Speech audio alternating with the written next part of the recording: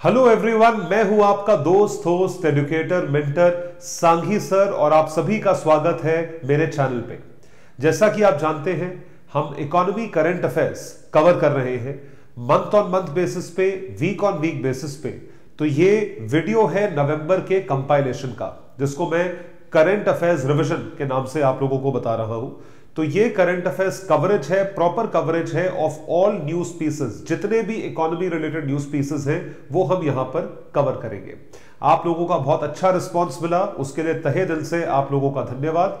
और उसी वजह से हम इस सीरीज को कंटिन्यू कर रहे हैं। तो कमेंट सेक्शन में लिखकर बताइएगा कि आप और किन चीजों पे सीरीज देखना चाहते हैं, और हमें जरूर सपोर्ट करें, सब्सक्राइब करें, लाइक करें, शेयर करें वीडियोस को, जिससे कि हमें बहुत मोटिवेशन मिले आप लोगों के एसोसिएशन से। तो पहला जो न्यूज आर्टिकल है वो फोकस करता है, एक पदार्थ ऐसा है जिसका आविष्कार हो रहा है, आने वाले टाइम में देखने को मिल सकता है। उसका नाम है एलुलोज। जो डायबिटिक मरीज है उन लोगों के लिए खासकर ये काफी यूजफुल रहेगा। जो डायबिटीज से त्रस्त है, जैसा कि आप जानते हैं, वो शुगर कंज्यूम नहीं कर सकते, और अगर एलुलोज जैसी चीज आती है तो उसकी वजह से शुगर कंजम्पशन हो पाएगा, यानी कि एलुलोज कंजम्पशन हो पाएगा, और एट द सेम टाइम उनकी डायबिटिक मरीजों की शुगर नहीं बढ़ेगी। तो एलुलोज होता क्या है? एक ऐसा पदार्थ है जो चीनी का सब्स्टिट्यूट है, but at the same time उसकी वजह से कैलोरीज उतनी ज्यादा ऐड नहीं होती है।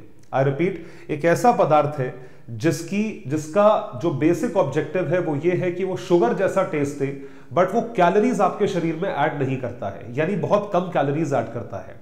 इस वजह से एलुलोज शुगर का सब्स्टिट्यूट बनाया जा रहा है, भारत द्वारा नहीं, साउथ कोरिया द्वारा। तो देखिए, South Korean companies are investing in the sugar substitute allulose. तो एलुलोज क्या है? इसको एक डी एलुलोज और डी साइकोज भी कहा जाता है। नेचुरली मिलता है in foods like wheat, raisins, figs and molasses. तो कमर्शियली इसका प्रोडक्शन अभी पूरी तरीके से शुरू नहीं हुआ है, लेकिन it is synthesized from sources like beet sugar और corn through the use of specific enzymes. Corn यानी कि भुट्टा, उससे हो रहा है। तो एलुलोज का जो कॉम्पोजिशन है वो कॉम्पोजिशन बिल्कुल ऐसा है जिसकी वजह से आपको कार्बोहाइड्रेट्स मिले। तो कार्ब्स जैसा ही कॉम्पोजिशन है, तो कार्ब्स आपको मिलते हैं, but at the same time उससे जो कैलोरीज इंक्रीज होती है, इसका कंट्रीब्यूशन कैलोरीज में ज्यादा नहीं होता। So it has the chemical structure of carbohydrates but only contributes fraction of the calories and does not raise blood sugar levels. Blood sugar levels ये नहीं बढ़ाता है। तो उसके फायदे क्या है? देखिए, ये चीनी की तरह टेस्ट करता है, taste like sugar, bakes and freezes like sugar की तरह बेक किया जा सकता है, फ्रीज किया जा सकता है, नॉट काउंटेड एज शुगर। मतलब इसकी वजह से जो शुगर की वजह से कैलोरीज आती है शरीर में, ये जो है उतनी कैलोरीज कंट्रीब्यूट नहीं करता। 1/10 ऑफ द कैलोरीज, ये इसका सबसे बड़ा फायदा है। तो शुगर का सब्स्टिट्यूट है with less calories, diabetes friendly है और नेचर में नेचुरली उपलब्ध है। तो it serves as an alternative for those looking to reduce और eliminate sugar, including people with diabetes, and can be used in various recipes. अलग अलग तरीके से यूज करा जा सकता है। इसकी मिठास पूरी आपको आती है, और ध्यान रखिए इस चीज को शुगर फ्री नहीं कहते हैं। एरिथ्रिटॉल या शुगर फ्री या जो भी जैसे अलग अलग चीजें कंज्यूम करी जाती हैं, शुगर के नाम पे शुगर फ्री खाया जाता है। This is not sugar free, लेकिन ये ऑल्टरनेटिव टू शुगर है जिसका काम शुगर वाला है, बट कैलोरीज कम ऐड होती है। Sweetness and calorific value. Sweetness, yes. Calorific value, low. Allulose is approximately 70% as sweet as regular sugar and is nearly calorie free according to manufacturers and researchers. ध्यान रखिए, south Korea इसकी research कर रही है। तो क्या ऐसी चीज के कोई मतलब ऐसी चीज हानिकारक भी हो सकती है क्योंकि वो केमिकली इनरिच्ड है, या ऐसा कहा जाए उसका यूज एक नेचर के कोड से अलग किया जा रहा है या अलग समझा जा रहा है, हालांकि मिलता वो नेचर से ही है। तो क्या उसके कोई साइड इफेक्ट्स हैं, ये भी जान लेते हैं।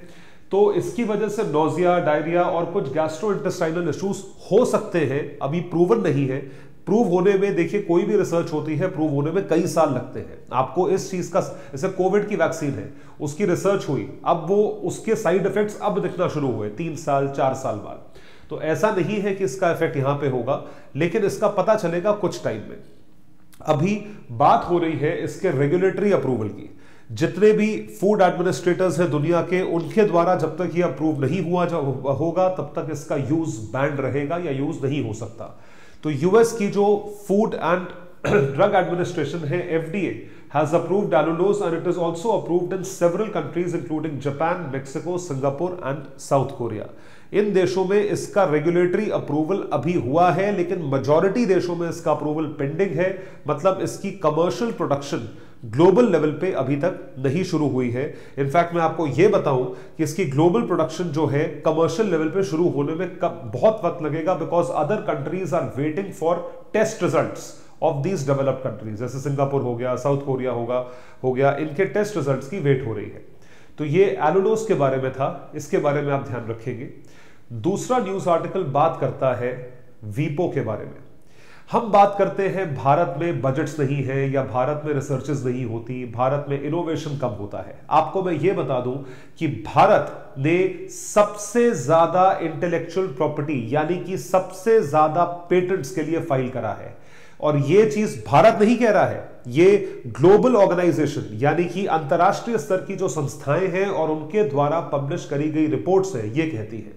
एक प्राउड मोमेंट है भाई, छोटी बात नहीं है। सबसे ज्यादा इन्वेंशंस, इनोवेशंस और उन सब की पेटेंट रजिस्ट्री अगर भारत से हो रही है, ये कोई छोटा मोटा मकाम हासिल नहीं करा है हमने, ये बहुत बड़ी अचीवमेंट है। और ये आता है दुनिया के इंटेलेक्चुअल प्रॉपर्टी ऑर्गेनाइजेशन की रिपोर्ट के अंतर्गत, वीपो 2024।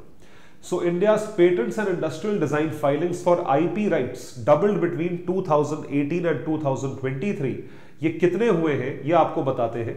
पहले आप नाम ध्यान रखें संस्था का, वर्ल्ड इंटेलेक्चुअल प्रॉपर्टी ऑर्गेनाइजेशन। इसकी रिपोर्ट पब्लिश होती है जिसमें बताया गया है कि भारत के इन्वेंशंस डबल हो गए हैं।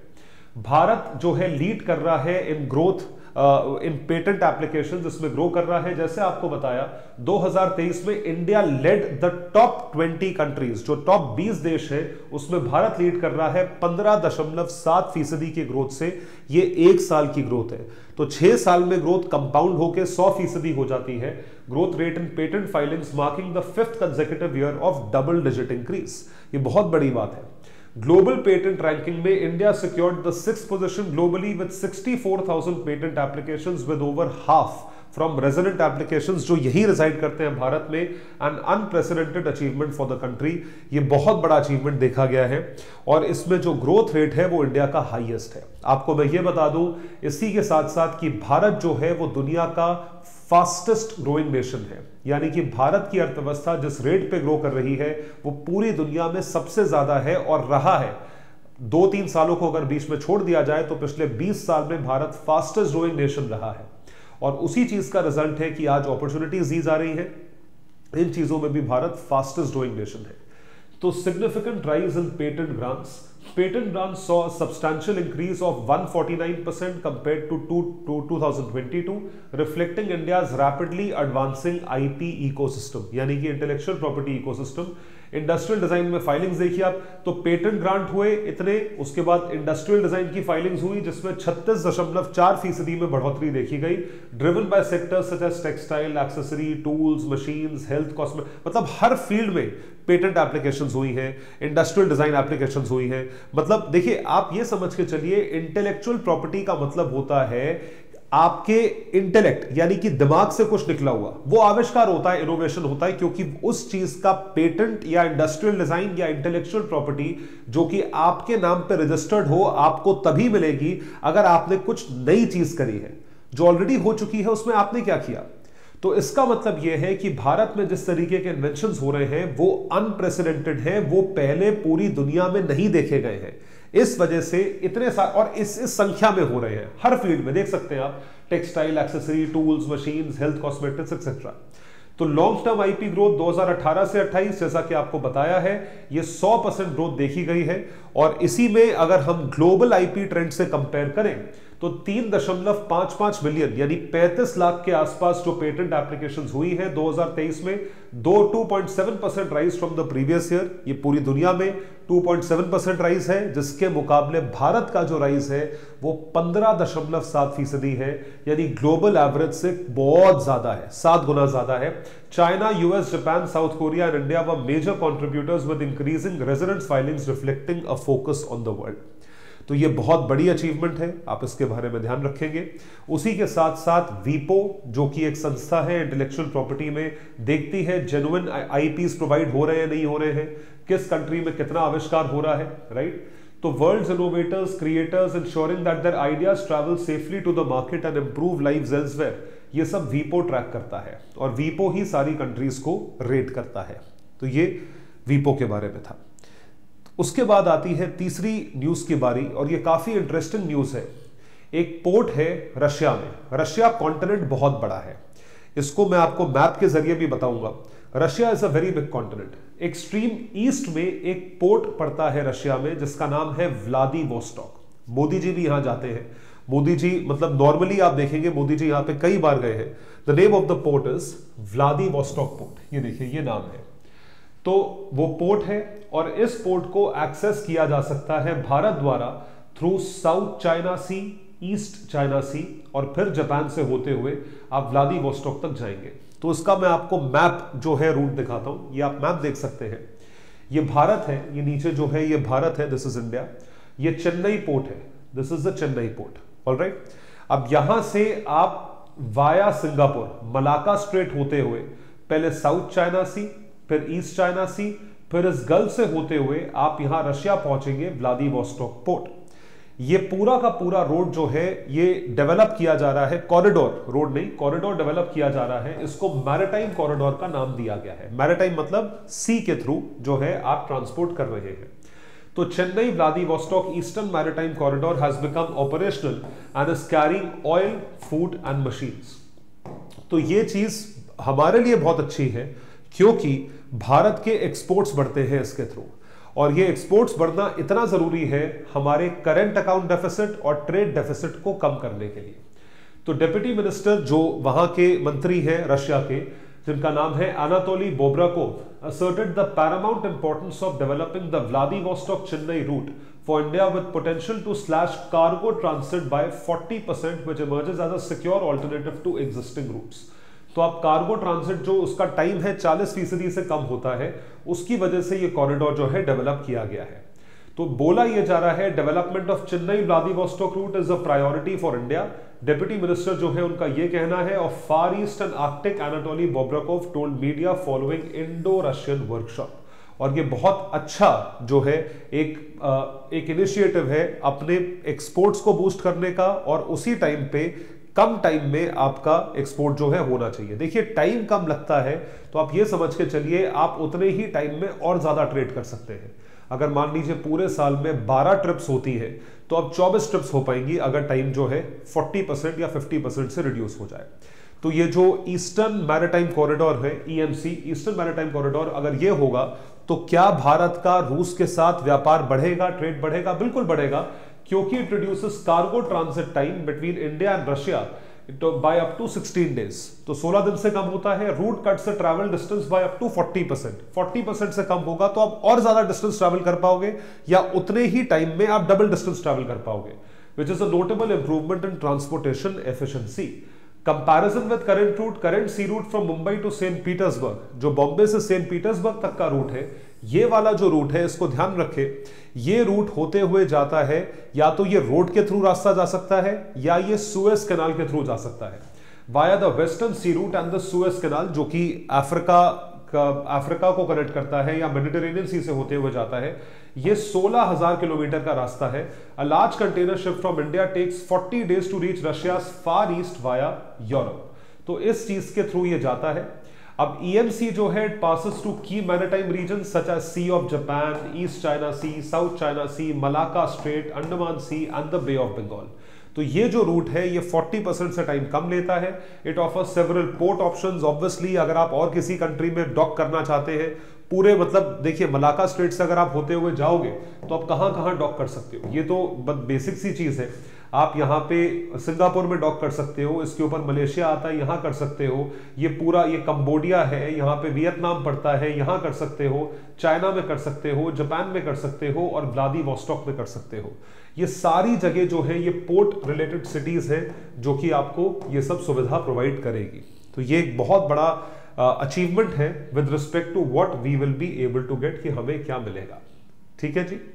उसके बाद एक न्यूज आर्टिकल है कि भारत सरकार ने एक फाइल क्लियर करी है जिसके जरिए जो टेलीकम्युनिकेशन कंपनीज हैं और जो टेलीकॉम कंपनीज टावर इंस्टॉल करती हैं, उन टावर पे जो खर्चा होता है उस खर्चे का क्रेडिट ले पाएंगे। मतलब उस खर्चे पे जो दिए गए टैक्सेस है उसका क्रेडिट ले पाएंगे। इस चीज को कहा जाता है सेनवैट क्रेडिट। सेनवैट क्रेडिट ये 2004 में रूल्स आए थे, सेनवैट क्रेडिट रूल्स, लेकिन टेलीकम्युनिकेशन कंपनीज पे अप्लाई नहीं करते थे। मैं आपको बताता हूं क्रेडिट का मतलब समझा देता हूं होता क्या है।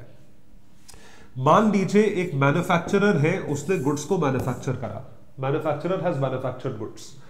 अब कोई भी गुड्स मैन्युफैक्चर होते हैं उसके ऊपर एक्साइज ड्यूटी लगती है, या लगती थी, पहले लगती थी एक्साइज ड्यूटी। अब जीएसटी आने के बाद कुछ चीजों पे एक्साइज ड्यूटी अभी भी लगती है। तो excise duty is levied by the manufacturers, excise duty लगती है। अब आपने एक्साइज ड्यूटी पे कर दी। अब जब आप इसे आगे सेल करते हो तो इसके ऊपर वैट या सेल्स टैक्स लगता है, और फिर आप कंज्यूमर को आगे बेचते हो, you sell it further to the consumer, और कंज्यूमर से टैक्स इकट्ठा करते हो। अब होता क्या है, what happens in this entire scenario is, अगर यही एक्साइज ड्यूटी लेवी हो रही है, this excise duty is levied, और आपने जो है इस मैन्युफैक्चर कुछ करा, उसके ऊपर ड्यूटी लेवी हुई, फिर उसके बाद जब आपने उसे इंस्टॉल करा उसके ऊपर एक टैक्स और लेवी हुआ, तो आपने पहले तो ये ड्यूटी पे करी, फिर आगे एक एडिशनल टैक्स पे करा जब मोबाइल टावर्स टेलीकॉम कंपनीज ने इंस्टॉल करे। अब होता यह है कि जब आप एक टैक्स आगे से कलेक्ट करते हो, मान लीजिए उन्होंने मोबाइल टावर इंस्टॉल करा, उस पर एक टैक्स जो है इकट्ठा करा उस बंदे से जिसके घर पे मोबाइल टावर इंस्टॉल हुआ है। ये जो टैक्स है ये टैक्स गवर्नमेंट की प्रॉपर्टी है, ये आपने गवर्नमेंट को पे कर दिया। एक्साइज ड्यूटी जो टैक्स लिया है वो तो वैसे ही गवर्नमेंट प्रॉपर्टी है, ये भी गवर्नमेंट को पे कर दिया। तो एक ही प्राइस पे एक टैक्स और दो टैक्स दोनों लग गए। अब मैन्युफैक्चरिंग जो मैन्युफैक्चरर है, कायदे से उसको क्या होना चाहिए, जो टैक्स आपने आगे से इकट्ठा करा, जो टैक्स आपने पीछे दिया, उसको माइनस करके आपको रिमेनिंग टैक्स जो है वो डिपॉजिट कराना चाहिए। गवर्नमेंट को एक लेवल पे टैक्स जाना चाहिए, तो जो टैक्स आप पहले पे कर चुके हो और आपने आगे से कुछ टैक्स इकट्ठा करा है, पहले पे करे वाले टैक्स का आपको क्रेडिट मिलना चाहिए। इसको कहा जाता है input tax credit. Input tax का क्रेडिट है, मैंने इनपुट कुछ दिया, उसके ऊपर टैक्स पे करा, उसका क्रेडिट मुझे मिलना चाहिए, और क्रेडिट मुझे मिलता है। I get the credit. Telephone companies को यह क्रेडिट नहीं उपलब्ध था। Supreme Court has recently provided relief to telecom companies by permitting them to claim CENVAT credit for installation of mobile towers and peripherals such as prefabricated buildings on which they pay excise duty, जिस पे वो excise duty पे करते हैं। तो CENVAT क्या होता है? Manufacturers to use the excise duty on additional duty paid for input services to offset excise duty on their final products or output services। कि अपने फाइनल प्रोडक्ट्स और आउटपुट सर्विसेज पे जो है वो जो ड्यूटी कलेक्ट करते हैं, और पिछला जो ड्यूटी उन्होंने एक्साइज पे करा है, इसका क्रेडिट अलाउ कर दिया गया है। It offers credit for tax paid on raw material which can later be applied to reduce excise duty owed on finished goods. Finished goods पे जो एक्साइज ड्यूटी आप इकट्ठा करते हो, या तो आपने पहले जो ड्यूटी पे करी है उसका आपको क्रेडिट मिल जाएगा। तो सेनवैट क्रेडिट की थोड़ी सी हिस्ट्री में आपको बता देता हूं। 2004 में सीसीआर रूल्स आए थे, manufacturers to provide manufacturers tax credit on excise duty for input used in production, जो input production में यूज किया गया था। Manufacturers can claim CENVAT credit for specific cases including excise duty on final products on producers, service tax on taxable and exempted output services, input and capital goods that are partially processed। ये पुरानी बात हो रही है जब 2004 में rules आए थे। अब तो खैर सर्विस टैक्स एग्जिस्ट नहीं करता है। तो बेसिकली इसके थ्रू होगा क्या, जब हम ये बोलते हैं कि ऐसा फायदा प्रोवाइड किया जाएगा, तो उस फायदे मतलब वो फायदा क्या है? वो फायदा ये होगा जब आप सेनवैट क्रेडिट देते हो, यानी लोगों को इनपुट टैक्स क्रेडिट का फायदा होता है, तो एक टैक्स का अगर मुझे फायदा हो रहा है उसको मैं माइनस कर रहा हूं, तो उसकी वजह से मेरी जेब से कॉस्ट कम लग रही है। तो अब मैं और ज्यादा बेटर कंप्लायंस करूंगा गवर्नमेंट के साथ। I will do a better compliance. Compliance का मतलब यह है कि अब आप रूल्स फॉलो करना चाहोगे, तो कंप्लायंस बढ़ेगा, it will encourage compliance, and tax liability SSC के लिए कम होगी। तो ये दोनों फायदे मिलेंगे अगर वो ये चीज करते हैं, if they do this kind of a job.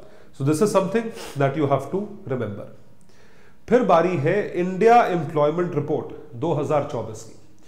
अगर किसी को यह लगता है कि भारत में बेरोजगारी ज्यादा है, सबसे पहले तो आप यह ध्यान रखें कि भारत में जो यूथ है उस यूथ की संख्या कितनी है और वो यूथ कितनी तेजी से ग्रो कर रहा है। भारत को पूरी दुनिया का यंगेस्ट देश माना जाता है। We are considered to be the youngest country. Youngest country है और जो यूथ है वो हर साल रैपिडली इंक्रीज हो रहा है। It is increasing rapidly. अगर यूथ का रेट हर साल रैपिडली इंक्रीज हो रहा है तो अब यह समझने वाली बात है कि वो सारा यूथ एम्प्लॉयमेंट अपॉर्चुनिटीज भी डिमांड करेगा, एम्प्लॉयमेंट अपॉर्चुनिटीज की तरफ भी भागेगा। अगर वो एम्प्लॉयमेंट अपॉर्चुनिटीज की तरफ भागेगा तो एम्प्लॉयमेंट होना भी चाहिए। अब एम्प्लॉयमेंट को मद्देनजर रखते हुए, रोजगार को मद्देनजर रखते हुए, अगर आपको रोजगार चाहिए तो उसी रोजगार को देखते हुए, समझते हुए उसका एप्लीकेशन देखा जाता है कि कितनी जॉब्स उपलब्ध है। इसको लेके अंतरराष्ट्रीय संस्था है इंटरनेशनल लेबर ऑर्गेनाइजेशन, उसकी रिपोर्ट आई है कि पूरे दुनिया में इंटरनेशनल लेबर ऑर्गेनाइजेशन का की रिपोर्ट है कि जो यूथ जिनको जॉब्स उपलब्ध है, पहली बात तो इस वर्किंग एज का यूथ जो है वो बढ़ रहा है और उनको जो एम्प्लॉयमेंट अपॉर्चुनिटीज उपलब्ध है वो भी बढ़ रही है। And the number of youth that are employed वो भी ज्यादा है। Everything is high according to ILO। आइए आपको दिखाते हैं। तो institute for human development and the international labour organisation underscores notable advancements in India's employment landscape.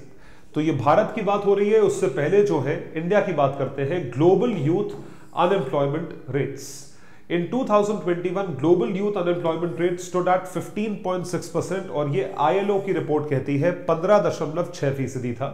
2023 तक यानी सिर्फ 2 सालों में रेट डिक्रीज टू 13.3%। 15.6% से ये रेट 13.3% पे आता है, जो कि एक अचीवमेंट है। यानी कि अनएम्प्लॉयमेंट रेट कम हुआ है, which means employment opportunities have risen. ये चीज बड़ी है। अब अगर हम भारत में देखें तो भारत का जो डेटा है वो आता है MoSPI, ministry of statistics and programme implementation से। Ministry of statistics and programme implementation द्वारा एक सर्वे करा जाता है जिसका नाम है periodic labour force survey. Labour force का मतलब होता है जितने लोग उपलब्ध हैं काम करने के लिए प्लस जितने लोगों के पास ऑलरेडी नौकरी है, यानी employed plus unemployed constitutes labour force. और हर पीरियड मतलब मंथली बेसिस पे, एनुअल बेसिस पे आप उनको कैलकुलेट करते हो। तो PLFS periodic labour force survey जो कि मॉस्पी बनाता है, भारत का youth unemployment rate between 15 to 29, 15 से 29 साल के बीच में जो भारत का यूथ है और उसका अनएम्प्लॉयमेंट रेट है उसको 10.2% पे रिकॉर्ड करा गया था पिछले साल। 2023-24 में ये रेट 10.2% था, which is below the global average. ये ग्लोबल एवरेज से कम है। बात हो रही है अनएम्प्लॉयमेंट रेट की। तो अगर अनएम्प्लॉयमेंट रेट के ग्लोबल एवरेज से भारत का अनएम्प्लॉयमेंट रेट कम है तो ये एक अचीवमेंट है। And this is according to Indian labour force survey. Worker population ratio भी जान लेते हैं, WPR, कि कितनी जनसंख्या ऐसी है, पूरी पॉपुलेशन में से कितनी जनसंख्या ऐसी है उसका रेशो कैलकुलेट करो, जो कि यहां पर एक स्पेसिफिक ऑब्जेक्टिव के साथ एसोसिएट करती है और कितनी जनसंख्या उपलब्ध है काम करने के लिए। For youth in India improved significantly from 31.4% to 41.7%, तकरीबन 10% का इंक्रीज है, reflecting an increase in employment opportunities and number of employees. और तीसरी चीज है, एक बहुत अच्छा काम हुआ है इसमें जो कि हमें पता लगता है सर्विस से ही कि आप एक स्पेसिफिक चीज आपने सुनी होगी, प्रोविडेंट फंड। प्रोविडेंट फंड एक रिटायरमेंट बेनिफिट होता है। तो प्रोविडेंट फंड वो जितने भी लोग हैं, आप और हम जैसे लोग जो नौकरी करते हैं, हम रिटायरमेंट के लिए अपने PF में कुछ पैसा जमा करते जाते हैं ताकि रिटायरमेंट पे हमें वो पैसा एक लमसम अमाउंट के साथ मिल सके। वो बहुत अच्छा हमें रिटर्न देता है और उस रिटर्न को टैक्स फ्री माना जाता है, यानी कि गवर्नमेंट ने उस पर इनकम टैक्स एग्जेम्प्ट किया हुआ है। तो PPF यानी कि पब्लिक प्रोविडेंट फंड और EPF एम्प्लॉइज प्रोविडेंट फंड जो है ये एक रिटायरमेंट बेनिफिट है। आपको जान के ये खुशी होगी कि प्रोविडेंट फंड के अकाउंट्स बढ़ गए हैं। Number of people contributing to PF are much higher as compared to what they were. तो इसका मतलब यह है कि एम्प्लॉयमेंट में फॉर्मलाइजेशन बढ़ी है, क्योंकि PF में वही कंट्रीब्यूट कर सकता है जो बाकायदा अपने बैंक अकाउंट में सैलरी लेता हो और PF में पैसा डालता हो। 2023-24 1.3 crore net subscribers joined the EPFO. अब एम्प्लॉइज प्रोविडेंट फंड ऑर्गेनाइजेशन अगर 1 करोड़ 30 लाख नए सब्सक्राइबर आए हैं, तो आप ये सोच के चले 1 करोड़ 30 लाख नए लोग वर्क फोर्स में आए हैं जो कि फॉर्मली एम्प्लॉयड हैं और ये एक रिटायरमेंट बेनिफिट का फायदा भी उठा रहे हैं। So between September 17 and August 24, total of 7 crore net subscribers were added to EPFO, showcasing a trend of formalization of employment. ये बहुत बड़ा अचीवमेंट है। This is a great achievement. ये चीज है। तो आई होप आपको ये चीज समझ में आई होगी। फिर बात आती है नेटवर्क रेडीनेस इंडेक्स 2024। ये कौन सी इंडेक्स की बात हो रही है और भारत की रैंकिंग इसमें किस तरीके से इंक्रीज हुई है और ऐसा क्या हो रहा है यहां पे जो कि इतना खास है। नेटवर्क रेडीनेस इंडेक्स, इंडिया की जो रैंक है वो 49th है as per NRI 2024, released in नवंबर 2024 और ये 60th रैंक थी, जिससे कि हमारी रैंक 49वें 49th पोजीशन पे आ चुकी है। रैंक इंप्रूव हुई है। अब ऐसा क्या है नेटवर्क रेडीनेस इंडेक्स में, ऐसा क्या हो रहा है ये समझना जरूरी है। NRI evaluates network based readiness of 133 economies। मतलब क्या हुआ देखिए। So when we talk about network readiness index, तो इसमें आप कुछ कुछ पिलर्स को इंक्लूड करते हो, जैसे टेक्नोलॉजी, आप टेक्नोलॉजी को करते हो, पीपल, गवर्नेंस एंड इम्पैक्ट। ये चार चीजों को आप इंक्लूड करते हो कि इम्पैक्ट क्या हुआ, ये तो खैर आखिरी बात हो गई। सबसे पहला है use and adoption of technology, फिर है लोग, कितनी इफेक्टिवली लोग ये कर पाते हैं, लोग कितने स्किल्ड होंगे तभी टेक्नोलॉजी को यूज कर पा रहे हैं, गवर्नेंस कैसी है और उसका इंपैक्ट कितना हुआ, using 54 different variable to assess the economy. ये जो रिपोर्ट है पब्लिश करी जाती है by Portulans institute, an independent not for profit research and education organisation located in Washington DC। 133 देशों को ये जज करते हैं और इस इंडेक्स को नेटवर्क रेडीनेस इंडेक्स कहा जाता है। तो अब आप ये समझ के चले कि भारत की परफॉर्मेंस इसी इंडेक्स में, इसके अलग अलग पैरामीटर्स में क्या रही। बहुत सारी चीजों में जो इंडेक्स में रैंकिंग रही है इंडिया की, वो फर्स्ट रैंकिंग रही है सारे देशों में, मतलब 133 कंट्रीज में फर्स्ट रही है। जैसे AI scientific publications, India secured first rank, AI talent concentration, ICT services exports. So India has made significant improvements in both its ranking and score. Its score increased from 49.93 to 53.63 सिर्फ एक साल में, और हम बहुत सारे इंडिकेटर्स में first भी रैंक करते हैं। तो ये बहुत अच्छी बात है। इसका नाम ध्यान रखें, network readiness index. Portulans international institute जो है एक नॉट फॉर प्रॉफिट संस्था है और वो इसे पब्लिश करती है। अगला न्यूज आर्टिकल जो है वो बात करता है एंट्री के बारे में। ई दाखिल, दाखिल मतलब कहीं पे आना, कहीं पे घुसना, कहीं पे एंटर होना। कंज्यूमर ग्रीवेंस रिड्रेसल मैकेनिज्म, जागो ग्राहक जागो, ये आपको बोला जा रहा है। आप एक ग्राहक हो, कंज्यूमर हो, आपका हक है कि आप जागे और आप चीजों से मतलब आपको पता होना चाहिए एक एक चीज के बारे में, आप चीजों से नॉलेजेबल रहे, आप उनसे अवेयर रहे, और अगर आपको किसी तरह की कोई तकलीफ होती है तो उस तकलीफ को आप ओवरकम करने की कोशिश करें। E Daakhil portal, department of consumer affairs recently announced a successful nationwide implementation of e Daakhil portal, now operational in every state and UT of India. Basically e Daakhil के बारे में मैं आपको एक लाइन में अगर बताऊं, this is consumer grievance redressal mechanism. I repeat, consumer का ग्रीवेंस रिड्रेसल मैकेनिज्म है ये। So it is a cost effective, quick and user friendly mechanism for filing consumer complaints. देखिए, कंज्यूमर्स को 10 तरीके की प्रॉब्लम्स हो सकती है, कंज्यूमर कहां जाए? ई दाखिल पोर्टल में आए। एक कंसोलिडेटेड ऐप है, पैनल है, जिसमें आप पूरी तरीके से रिलाई कर सकते हो, जिसपे एक एक्शन लिया जाएगा टाइम बाउंड मैनर में। तो एक यूजर फ्रेंडली प्लेटफॉर्म है, intuitive, easy to navigate, paperless process है और सब कुछ ऑनलाइन है। It is completely paperless and transparent process, enabling consumers to file and track the status of their cases online. Purpose आप जानते हैं, कंज्यूमर ग्रीवेंस रिड्रेसल प्रोसेस, अगर consumer को कोई दिक्कत हो, eliminating the need for physical presence while filing complaints. Physical presence की requirement नहीं है। ऑथेंटिकेशन आपकी होगी कि आप जेन्युइन कंज्यूमर हो, जेन्युइन कंप्लेंट कर रहे हो। एक्सेसिबिलिटी जो है प्रॉपर्ली होगी, आपके फोन नंबर, आधार कार्ड के थ्रू आपको ऑथेंटिकेट किया जाएगा।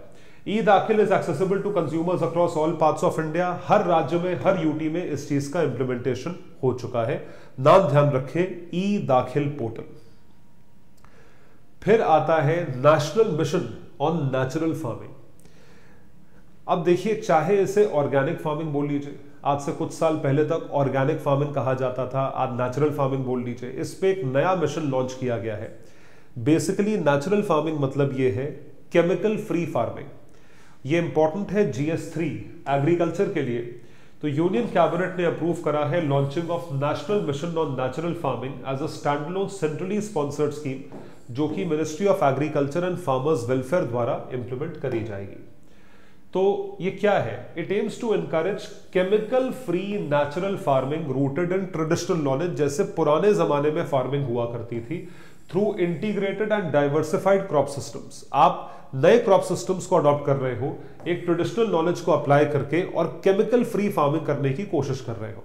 तो बेसिकली ऑर्गेनिक फार्मिंग और नेचुरल फार्मिंग कुछ हद तक ओवरलैपिंग है, ensuring sustainable and climate resilient agriculture. देखिए, हमारी गलती ये है, या हम गलती करके ही सीखते हैं। पहले हमने उसी एनवायरनमेंट को, उसी सॉइल को, उसी मिट्टी को इतना ज्यादा हमने कंटामिनेट करा, उसमें इतना ज्यादा जो है हमने फर्टिलाइजर डाला, इतना कूड़ा डाला, इतना उसे हमने पोल्यूट करा। अब हम उसी को साफ करने के लिए जो है एक ऑल्टरनेटिव सिस्टम जो है बना रहे हैं, जो कि केमिकल फ्री है। पहले तो केमिकल्स कंज्यूम करो, बाद में केमिकल्स को आप ओवरकम करो। तो ये चीज है। तो देख सकते हैं कैबिनेट ने अप्रूव करा है mission to promote natural farming mission mode across the country. तकरीबन 2,500 करोड़ का एलोकेशन है भारत सरकार द्वारा, और ये 15,000 क्लस्टर्स जो ग्राम पंचायत से उसमें इंप्लीमेंट किया जाएगा। So mission will be implemented up to the 15 finance commission period, जो कि 2025-26 है। 15,000 क्लस्टर्स में इंप्लीमेंट करा जा रहा है। 1 करोड़ किसान कवर्ड है and introduce natural farming on 7.5 lakh hectares of agricultural land. 10,000 bio input resource centres to ensure accessibility to natural farming inputs. This is being done, ये चीज करी जा रही है। उसके बाद एक बहुत महत्वपूर्ण रिपोर्ट आई है, jobs at your doorstep report. क्या नौकरियां बढ़ी हैं? क्या नौकरियां ऐसी हैं जो कि उपलब्ध हैं और लोगों को वाकई नौकरी मिल रही है? एक तरफ हम कहते हैं कि अनएम्प्लॉयमेंट डेटा ऐसा है जो दिखाता है कि सबसे ज्यादा अनएम्प्लॉयड यूथ भारत में है, क्योंकि सबसे ज्यादा यूथ भारत में है। क्या दुनिया के हालात ठीक है? Is the global scenario good enough और द ग्लोबल सिनेरियो ओके? ये देखने वाली बात है। तो आइए कुछ आंकड़े देखते हैं जो कि हमारे मंत्रालय द्वारा दिए गए हैं। Ministry of education, union minister for education has launched a world bank report titled jobs at your doorstep, a jobs diagnostic for young people that covers 6 states in India। 6 राज्यों को कवर करते हुए रिपोर्ट बनाई हुई है। नाम ध्यान रखें इसका। Report acts as both diagnostic tool, diagnostic मतलब आप पता कर, डायग्नोस्टिक ब्लड टेस्ट होता है ना, डायग्नोसिस होती है, पता लगता है कि क्या बीमारी है या कुछ नहीं है। And the road map fostering strategic connections between education and India's employment objectives. Education और भारत के एम्प्लॉयमेंट ऑब्जेक्टिव्स हैं। It provides N in depth analysis of the job market in 6 states, Himachal, Kerala, MP, Maharashtra, Odisha, Rajasthan. बड़े बड़े स्टेट्स लिए हैं और वेरिड स्टेट्स लिए हैं। महाराष्ट्र जैसा स्टेट भी है, MP जैसा बड़ा स्टेट भी है, केरला जैसा स्टेट जिसका एजुकेशन रेट हाईएस्ट माना जाता है, हिमाचल भी है, ओडिशा और राजस्थान भी है। It highlights sectors and roles with highest employment potential for secondary school graduates, जिन्होंने जो स्कूलिंग खत्म करी है और ग्रेजुएशन खत्म करा है। तो यहां पर एनालिसिस किस बेसिस पे है? एक तो एजुकेशन हुआ, जो कि आप सेकेंडरी स्कूल ग्रेजुएट्स को देख रहे हो, तो ऑब्वियसली मतलब वो स्कूल क्लियर कर चुके हैं, सेकेंडरी ग्रेजुएट है। तो अब सवाल ये उठता है कि क्या वो एम्प्लॉयबल है, मतलब नौकरी देने लायक है? तो वहां पे रिपोर्ट आती है skill gap report. Skill gap का मतलब ये होता है कि नौकरी के लिए आपको ये स्किल चाहिए, लेकिन आपके पास ये स्किल है, आपके पास वो स्किल है ही नहीं जो नौकरी के लिए चाहिए, या हो सकता है इतनी भी नहीं, कोई स्किल ही नहीं है। आप खुद सोच के देखिए, आप सब जो देख रहे हैं इस वीडियो को, आप ग्रेजुएट्स होंगे, पोस्ट ग्रेजुएट्स होंगे, या उस प्रोसेस में होंगे ग्रेजुएशन पोस्ट ग्रेजुएशन के। आप खुद अपने आप से सवाल पूछ के देखिए कि क्या आपको कुछ काम आता है? मैं खुद चार्टर्ड अकाउंटेंट था और हमें CA में स्पेसिफिकली आर्टिकलशिप करना, यानी कि एक इंटर्नशिप ट्रेनिंग करना जो है मैंडेटरी किया जाता है, ताकि आप कुछ ऑन द जॉब सीखो।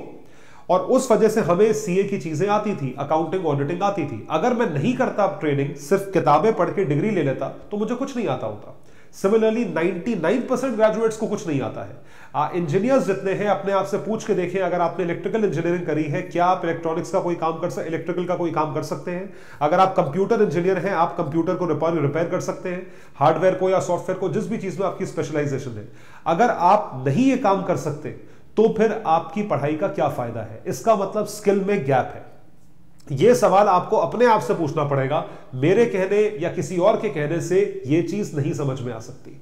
तो जब हम ये बात करते हैं, report examines the alignment between trades offered in schools and the industry specific requirement, की इंडस्ट्री के लिए क्या चाहिए, of the districts where the schools are located.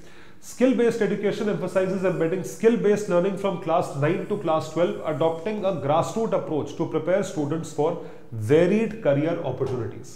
बहुत सारी करियर अपॉर्चुनिटीज के लिए आपने लोगों को तैयार करा है और यह चीज बहुत जरूरी है। It is highly important, right. मेरे देश की मिट्टी हीरा मोती उगलती है, बिल्कुल उगलती है। बड़ा पॉपुलर गाना है, आप गाना गाइए तो आपको पता लगेगा मिट्टी की क्या इंपॉर्टेंस है, सॉइल की क्या इंपॉर्टेंस है।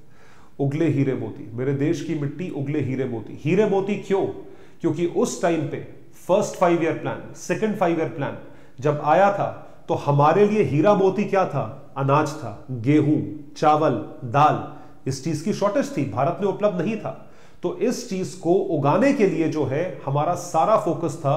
तो हम किसानों को इतना ज्यादा इंकरेज करते थे और ये कहते थे कि भाई देश की मिट्टी में हीरा मोती उगलो, यानी कि आप जो है आप फूड ग्रेन्स जो है देश की मिट्टी में उगाओ, ताकि हम सबको कम से कम खाना तो मिले। हीरे मोती से आप पेट थोड़ी भर सकते हो, लेकिन आप पेट भर सकते हो अनाज से। ये तब की बात है और उस जमाने के हिसाब से गाने तब बनते थे। तो दिलीप कुमार साहब के फिल्म का गाना है, आप सुनिएगा इस गाने को। तो अब उसी मिट्टी को हमने इतना ज्यादा एक्सप्लॉइट करा, हमने उसका इतना ज्यादा शोषण करा है कि सॉइल की कॉन्फ्रेंस होने लगी है कि अब सॉइल को डिग्रेड होने से बचाओ, या जितना डिग्रेड हो चुका है, जितना खराब हो चुका है, जितना एक्सप्लॉइट हो चुका है, उसको रेस्टोर करो, रिप्लेनिश करो। So, Global Soil Conference 2024 is taking place in New Delhi and the Indian Society of Soil Sciences under aegis of International Union इसके साथ ये हो रहा है।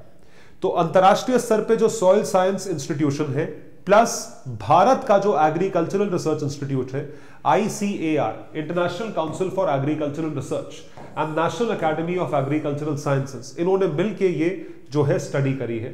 थीम क्या थी? Caring soils beyond food security, climate change mitigation and ecosystem services. मेरे देश की मिट्टी सोना उगले उगले हीरे मोती।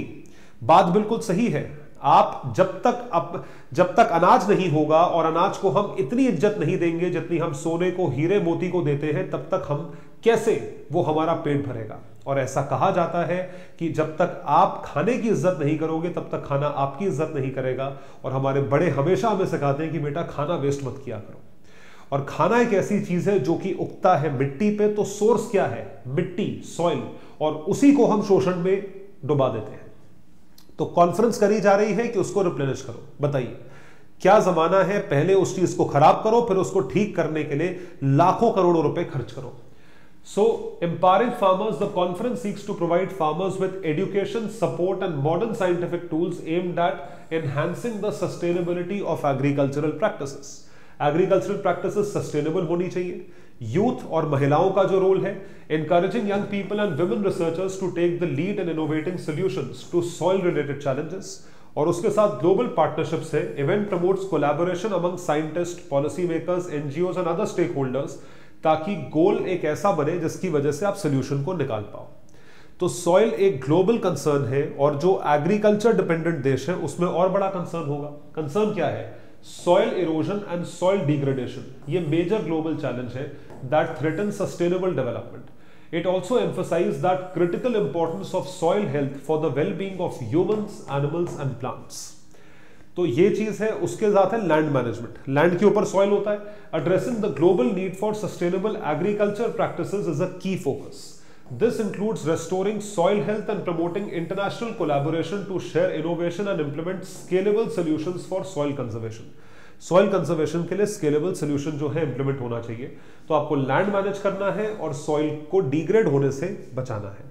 तो conference highlighted the importance of soil conservation and achieving the UNSD G, it stress the need for resilient ecosystem to ensure food security and sustainable agriculture, कि आप फूड सिक्योरिटी को और सस्टेनेबल एग्रीकल्चर को प्रमोट कर सके।